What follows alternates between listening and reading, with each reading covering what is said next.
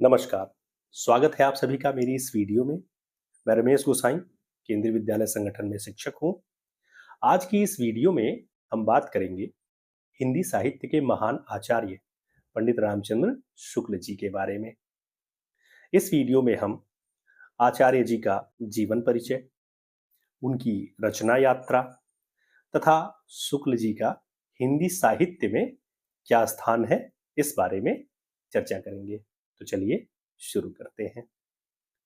हिंदी के महान रचनाकार और आलोचक पंडित रामचंद्र शुक्ल का जन्म 1884 ईस्वी के क्वार महीने की शुक्ल पूर्णिमा को उत्तर प्रदेश के बस्ती जिले के अगोना नाम के गांव में हुआ था।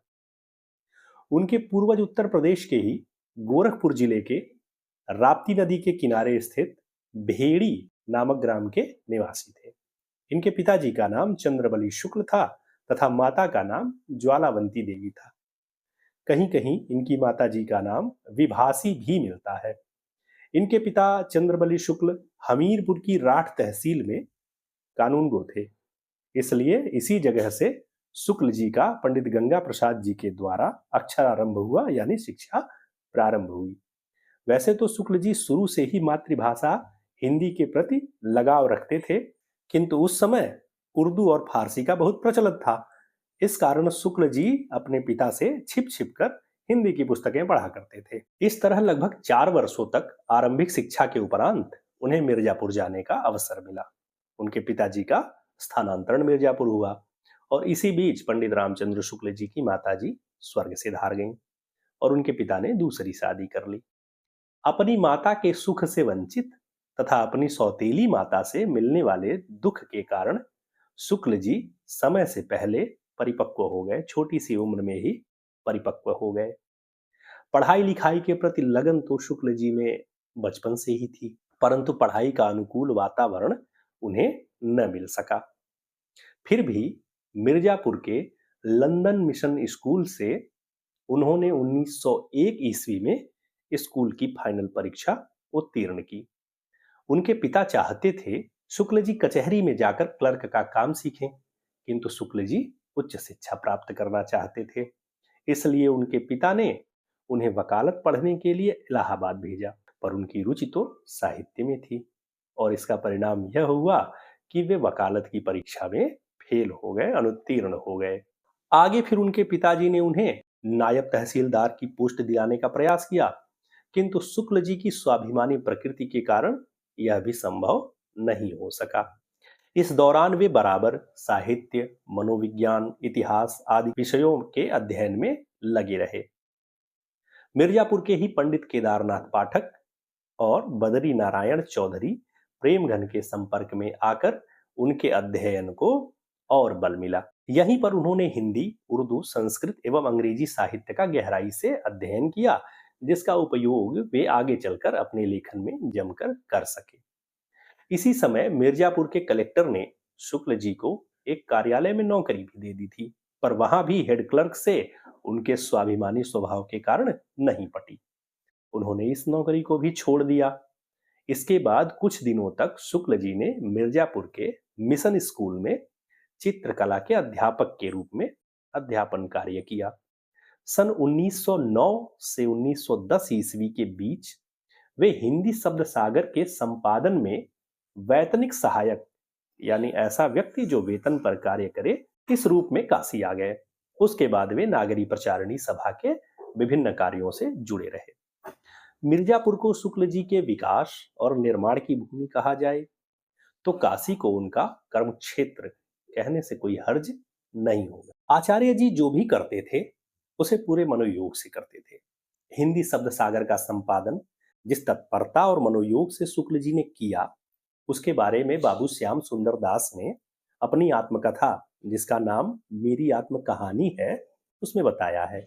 उन्होंने लिखा है कि यदि कहा जाए कि शब्द सागर की उपयोगिता और सर्वांगीणता का अधिकांश श्रेय पंडित रामचंद्र शुक्ल को ही है, तो इसमें कोई अत्युक्ति न होगी। एक प्रकार से यह उन्हीं के परिश्रम, विद्वता और विचारशीलता का फल है। अतः यह भी सच है कि कोश ने शुक्ल जी को बनाया और कोश को शुक्ल जी ने।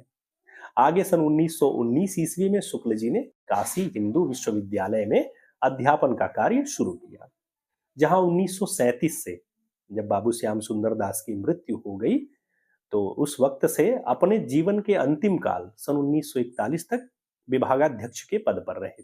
2 फरवरी सन 1941 को हृदय की गति रुक जाने से शुक्ल जी का देहांत हो गया। आइए अब देखते हैं आचार्य शुक्ल जी की रचना यात्रा को। रामचंद्र शुक्ल हिंदी साहित्य के मूर्धन्य आलोचक, श्रेष्ठ निबंधकार, निष्पक्ष साहित्यकार, शैलीकार और युग प्रवर्तक आचार्य थे। इन्होंने सैद्धांतिक एवं व्यवहारिक दोनों प्रकार की आलोचनाएं लिखी। इनकी विद्वता के कारण ही हिंदी शब्द सागर के संपादन कार्य में सहयोग के लिए इन्हें बुलाया गया। इन्होंने 19 वर्षों तक काशी नागरी प्रचारिणी पत्रिका का संपादन भी किया। इन्होंने अंग्रेजी और बंगला में कुछ अनुवाद भी किए। आलोचना इनका मुख्य और प्रिय विषय था। शुक्ल जी की कुछ प्रमुख रचनाओं की बात करें तो वे इस प्रकार हैं। सबसे पहले हम उनकी मौलिक कृतियों को देखते हैं, जिसमें उन्होंने सूर, तुलसी और जायसी पर की गई आलोचनाएं लिखी हैं। काव्य में रहस्यवाद लिखा है, काव्य में अभिव्यंजनावाद लिखा है तथा रस मीमांसा नामक आलोचनात्मक ग्रंथ लिखे हैं। शुक्ल जी के निबंध चिंतामणि नामक ग्रंथ के 2 भागों में संग्रहित हैं। चिंतामणि भाग 1, जिसे पहले विचार वीथी नाम से जाना गया, इसमें संग्रहित निबंधों में पहला भाव या मनोविकार, दूसरा उत्साह, तीसरा श्रद्धा भक्ति, चौथा करुणा, पांचवां लज्जा और ग्लानि, छठा लोभ और प्रीति, सातवां घृणा, आठवां ईर्ष्या, नवां भय, 10वां क्रोध, 11वां कविता क्या है, 12वां भारतेंदु हरिश्चंद्र, 13वां तुलसी का भक्ति मार्ग, 14वां मानस की धर्म भूमि, 15वां काव्य में लोक मंगल की साधनावस्था, 16वां साधारणीकरण और व्यक्ति वैचित्र्यवाद और 17वां रसात्मक बोध के विविध रूप नामक निबंध संग्रहित है। तथा चिंतामणि भाग 2 में 3 बड़े निबंध हैं। पहला काव्य में प्राकृतिक दृश्य, दूसरा काव्य में रहस्यवाद और तीसरा काव्य में अभिव्यंजनावाद। इसके अलावा आचार्य शुक्ल ने मित्रता, अध्ययन आदि कुछ और निबंध भी लिखे हैं। शुक्ल जी के निबंधों को इस प्रकार वर्गीकृत किया जाता है। पहला सैद्धांतिक आलोचनात्मक निबंध। इसके अंतर्गत कविता क्या है, काव्य में लोक मंगल की साधनावस्था, साधारणीकरण और व्यक्ति वैचित्र्यवाद आदि निबंध आते हैं। इन निबंधों में आलोचना के साथ साथ अन्वेषण और गवेषण करने की प्रवृत्ति भी शुक्ल जी में पर्याप्त मात्रा में दिखाई पड़ती है। दूसरा प्रकार है व्यावहारिक आलोचनात्मक निबंध। इसके अंतर्गत भारतेंदु हरिश्चंद्र, तुलसी का भक्ति मार्ग, मानस की धर्म भूमि आदि निबंध आते हैं। और तीसरा प्रकार है मनोवैज्ञानिक निबंध। मनोवैज्ञानिक निबंधों में करुणा, श्रद्धा भक्ति, लज्जा, ग्लानि, क्रोध, लोभ और प्रीति आदि भावों तथा मनोविकारों पर लिखे गए निबंध आते हैं। शुक्ल जी के ये मनोवैज्ञानिक निबंध सर्वथा मौलिक है और शुक्ल जी के निबंधों में उनकी अभिरुचि, विचारधारा, अध्ययन आदि को देखा जा सकता है। हिंदी साहित्य के अब तक लिखे गए इतिहासों में आचार्य रामचंद्र शुक्ल द्वारा लिखे गए हिंदी साहित्य के इतिहास को सबसे प्रामाणिक और व्यवस्थित इतिहास माना जाता है। आचार्य शुक्ल ने इसे हिंदी शब्द सागर की भूमिका के रूप में लिखा था, जिसे बाद में स्वतंत्र पुस्तक के रूप में 1929 ईस्वी में प्रकाशित कराया गया। आचार्य शुक्ल ने गहन शोध और चिंतन के बाद हिंदी साहित्य के पूरे इतिहास पर विस्तृत दृष्टि डाली है। आचार्य शुक्ल जी ने कई अनुवाद भी किए हैं। शशांक शुक्ल जी का बंगला से अनुवादित उपन्यास है।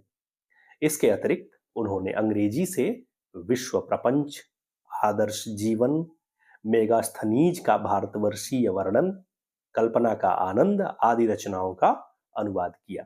इसके अलावा शुक्ल जी ने हिंदी शब्द सागर, नागरी प्रचारिणी पत्रिका, भ्रमर गीत सार, सूर, तुलसी और जायसी ग्रंथावली का संपादन कार्य भी किया था। शुक्ल जी एक बहुत ही उच्च कोटि के साहित्यकार और युग प्रवर्तक आलोचक तथा निबंधकार थे। आपने सैद्धांतिक तथा व्यावहारिक दोनों प्रकार की समीक्षाएं लिखी। शुक्ल जी का भाषा पर बहुत ही बेजोड़ अधिकार था। उनकी भाषा शुद्ध, परिष्कृत एवं मानक हिंदी है।